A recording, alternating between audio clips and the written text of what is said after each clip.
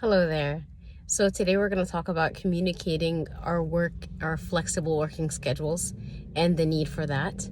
So we know that employees are dealing with a lot of pressure regarding conflict between juggling family obligations and work obligations. And it just is creating a lot of different difficulties and unwarranted challenges.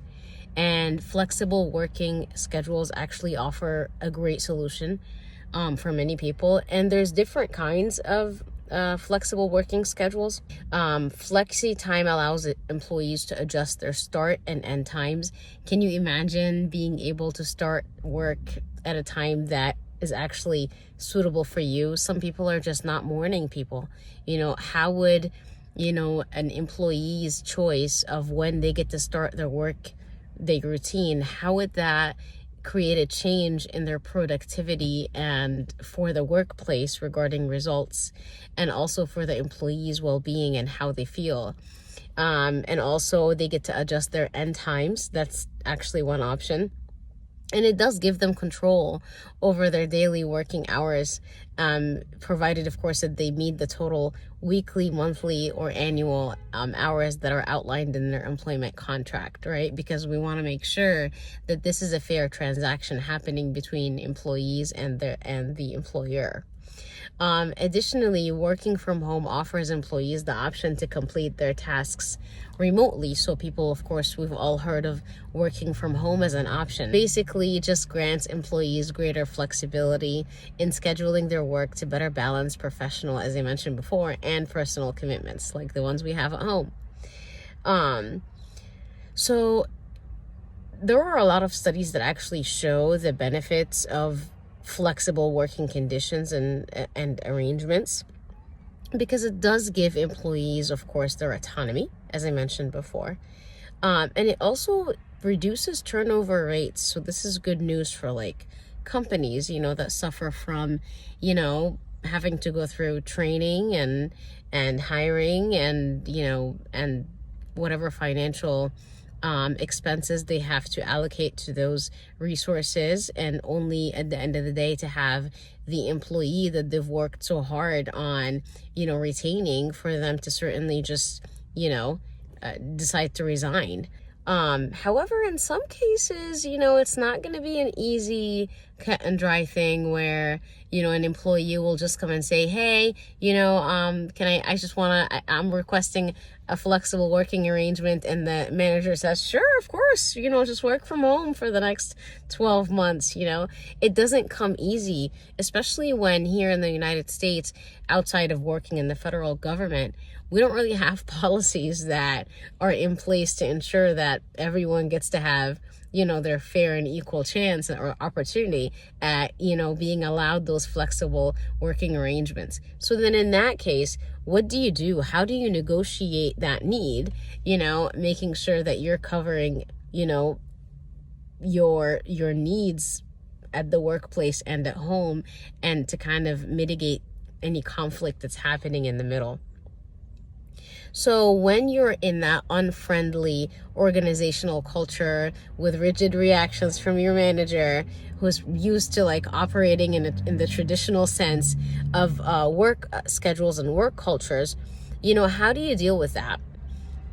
So first of all, it's important to view flexible working arrangements, because again, we don't live in countries like, Germany or in European countries where there are laws protecting that particular accommodation.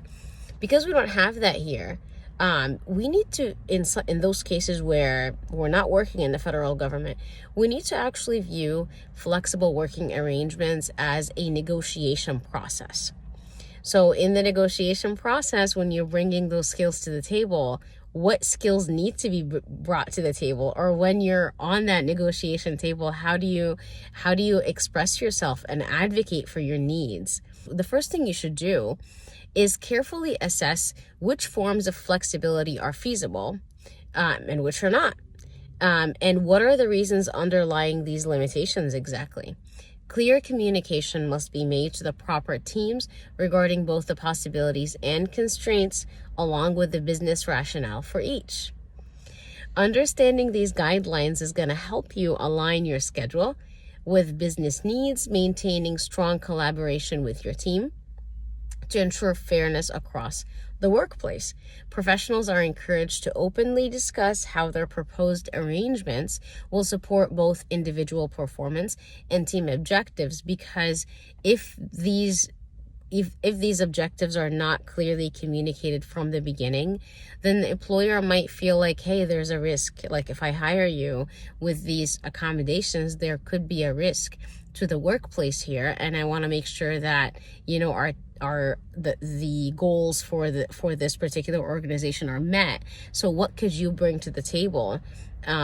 You know, if I were to accommodate you, you know, regarding your schedule and making sure that you do have a flexible working schedule, what would you bring to the table for me?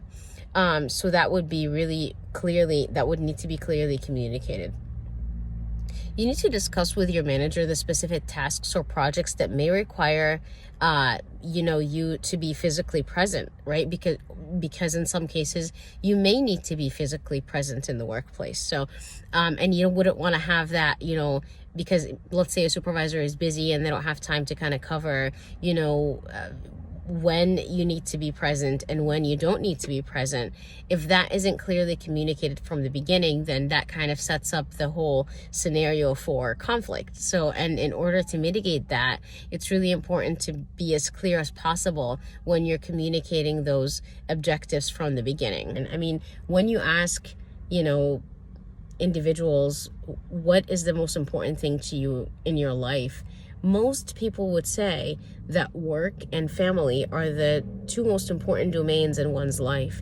And if both of them are requesting and are competing for your attention and your time and your resources, you know, it just would make perfect sense, especially in today's demanding world, to actually have a work schedule that, you know, would be suitable, of course, for the individual, and that would actually be, of course, accommodate their economical needs, but C, for it to not cause any conflict at the home and with family, because, you know, once there's conflict, once work begins to cause conflict at home, then it just begins to create a cascade of different problems in one's life, and then before you know it, you know, the person is beginning to look for work elsewhere, and that really isn't a win-win situation for the workplace or organizations or companies, and it's also not a winning situation for all individuals,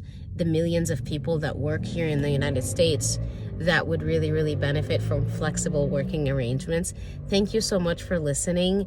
I hope that one day, maybe, I don't know, a couple of years from now, maybe even sooner, that we actually would end up having policies in place to create and accommodate all individuals working in the United States in order for them to create and enjoy flexible working arrangements. Thank you so much for listening, and I hope you enjoyed this presentation. Have a wonderful day.